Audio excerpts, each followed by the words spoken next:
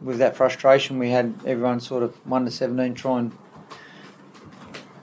come up with something special or win it on their own, and we didn't work together as a team, and then that led to errors, because there's lack of clarity about what you're trying to do and what you're trying to achieve. So, and the harder we tried, the worse it got. But we just tried, not as a team, we tried as individuals.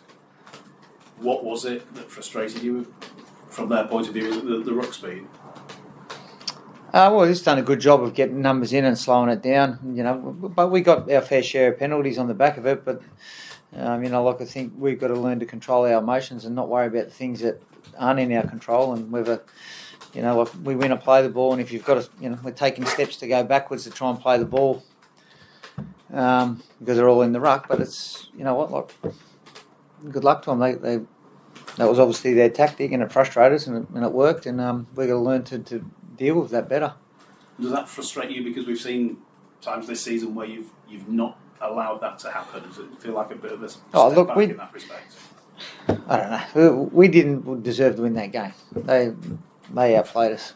You can't have the amount of opportunities that we did, and we didn't ice them. And it's a good lesson for us, and we need to learn from it pretty quickly. That everyone needs to play their role, but we need to do it together as a team. No one's good enough in this team or in the competition win it on their own. There was one sin bin, but could there have been one before that with the tip tackle on Lockie Miller, do you think? I think at the start of the year, there was lots of sin bins for not a lot of. All you want is consistency across the board. That's all. And then I don't want to be frustrated and act on emotion and say things that I need to have a good look at those before I start making rash statements about them. Yeah. Like you say, that the harder you tried, the worse it got at times. Jake Connor had a bit of an off day. What do you put that down to? Like I said, I just think we were frustrated. So with the frustration, everyone wanted to win, everyone's trying hard. But sometimes the harder you try, you just needed to calm down, settle it, keep it simple, and we didn't. Was he carrying a knock towards the Helens, Jake? Yeah, I think he got a knock, but I think he should be okay. Positives from tonight? We only conceded one try, but even then, we still should have stopped that, but there wasn't a lot of positives to take out of it, no. Does it feel a little bit like a step back?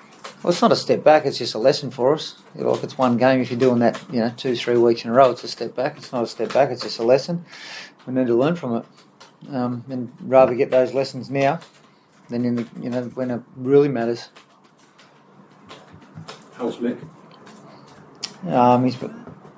They've taken him to hospital. It doesn't look good. He might have a fracture to his face, so we'll have to wait and see. Any thoughts on how it came about? He thinks he got a shoulder flush on his head, but I don't want to be making rash statements until we've actually seen it, and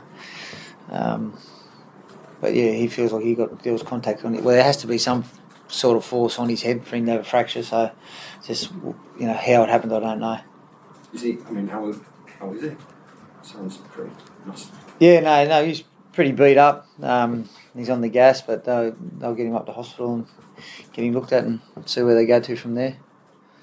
Could be surgery, who knows.